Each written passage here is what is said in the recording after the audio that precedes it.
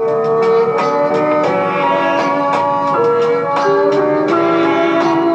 is our trouble today.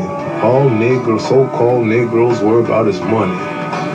He's like the white man now. But he'll blow up his mama for some money and sell out his people for some money. That's why we're nowhere today, because all the big Negroes with some money is up on the hill with the white folks, riding with the white folks, going to church with the white folks, marrying the white folks, shuffling and tomming and loving white folks, and they forget all about the brother down there in Harlem. His rent's due, living in a bad home, standing on the corner, nobody know him, nobody want him, and he rides by in his limousine. Well, I'll let them niggas make it like me. I can't take no chance on losing my money. Once we become followers of the Honorable Elijah Muhammad, the flesh and the blood of our people is more important than the white man's money. Money don't mean nothing if you're black to the white man. I don't look at you about $500 house or $500,000 house, you still a nigga. Adam Clayton Powell, a big black man, bumped him off in your face unjustly. Martin Luther King, a big black man, bumped him off in your face unjustly.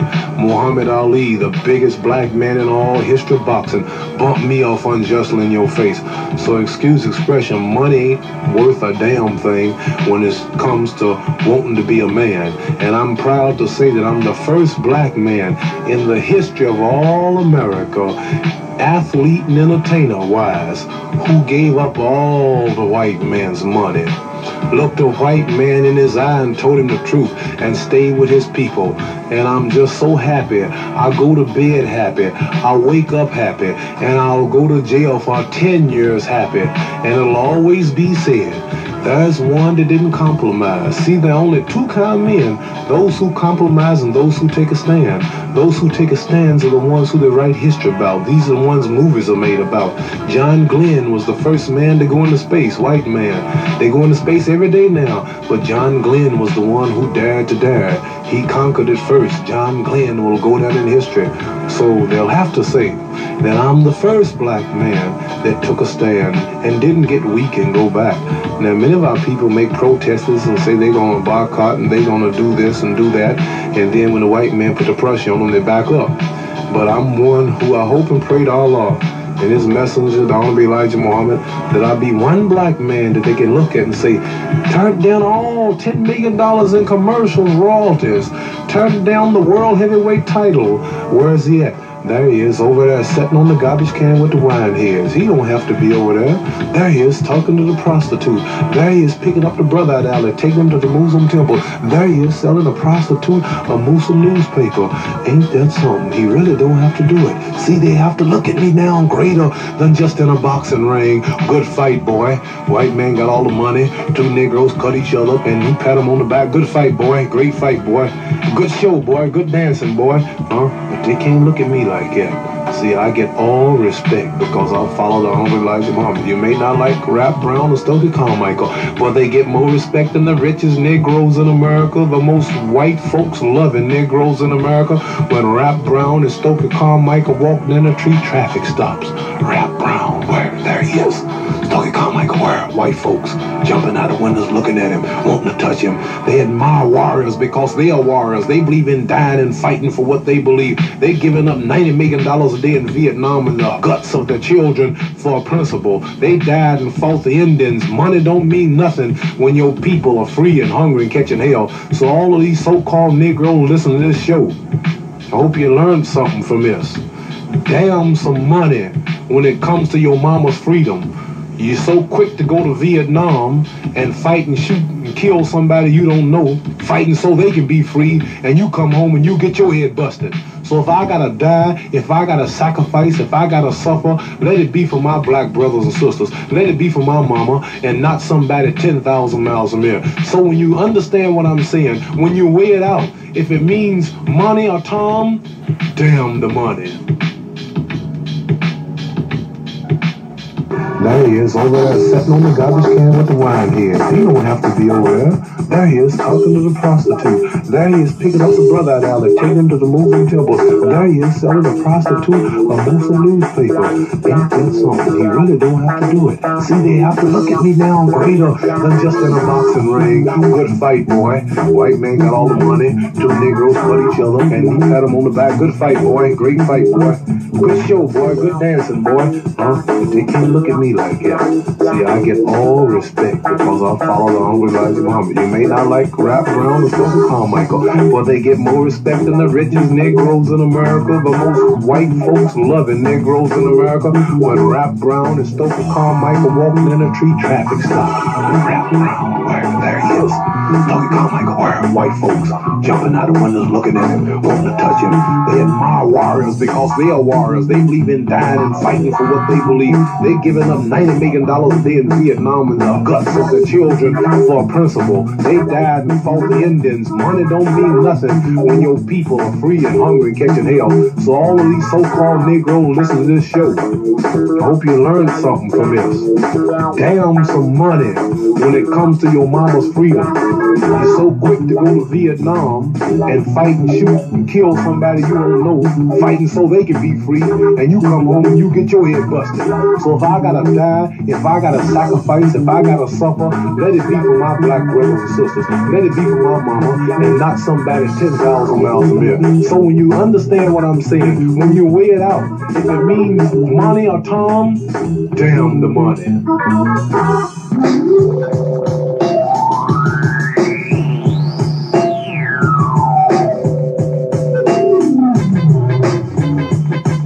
I had been to a voter registration workshop, to just training and teaching us how to register, to pass the literacy test. And it was giving us enough training that we could tell other people, how to pass the literacy test. So we had attended a workshop from the 3rd of June to the 8th. We finished the workshop on the 8th, and then we got the Continental Trailway bus to come back to Mississippi. And we got to Winona, Mississippi, I would say about 10:30 that Sunday morning on our way back to Greenwood. And we had gotten in 25 miles of the voter registration headquarters. And the bus stopped in Winona, at the bus terminal.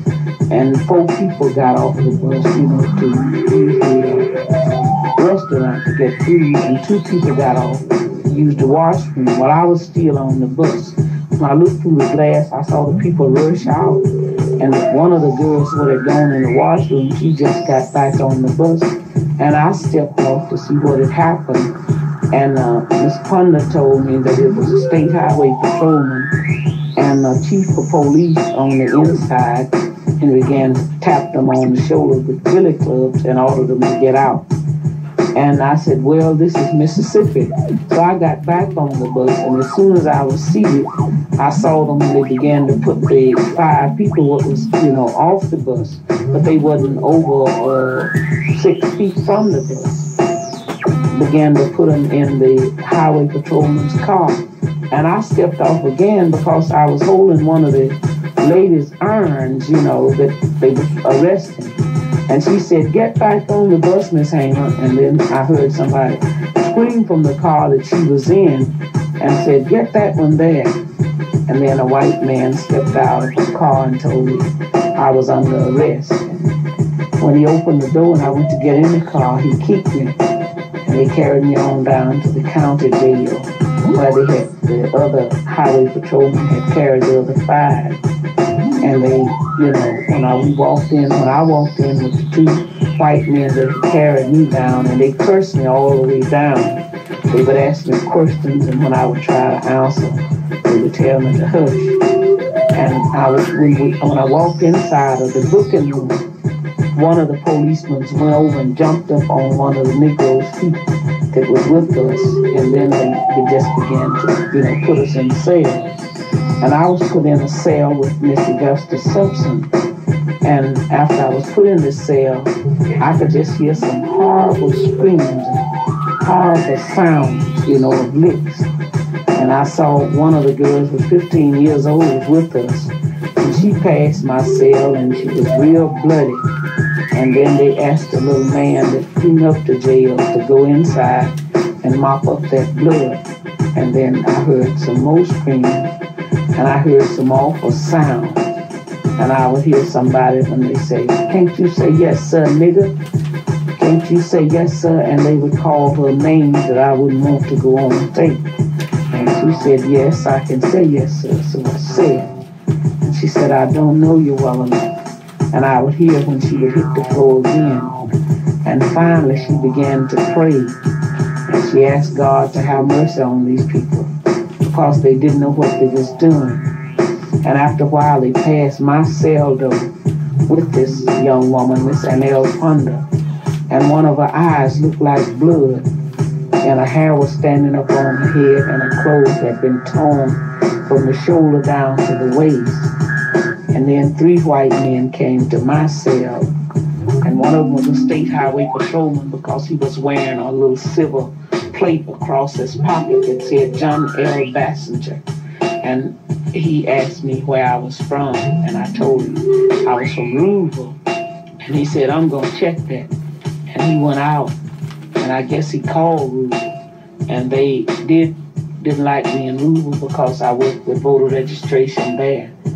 And when he came back, he said, "You damn right." They said, "You're from Louisville, all right, and we gonna make you wish you was dead." And they led me out of that cell into another cell, and he gave a Negro prisoner a blackjack, and he ordered me to lay down on a bunk bed. And the Negro prisoner said, "Do you want me to beat her with this, sir?" And he said, "You're damn right, because if you don't, you know what I'll do for you." And I laid down on the bunk like he ordered me to do. And the first Negro beat me. He beat me until he was exhausted. And after he beat, the state highway patrolman ordered the second Negro to take the blackjack. And during the time he was beating, I began to work my feet because that was a horrible experience.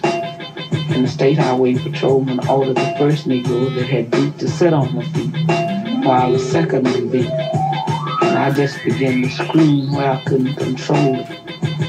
And then the white man got up and began to beat me in my head. I have a blood clot now in the artery to the left thigh and a permanent kidney injury on the right side from that beating. These are the things that we go through in the state of Mississippi, just trying to be treated like a human being. But still, this is called a part of America.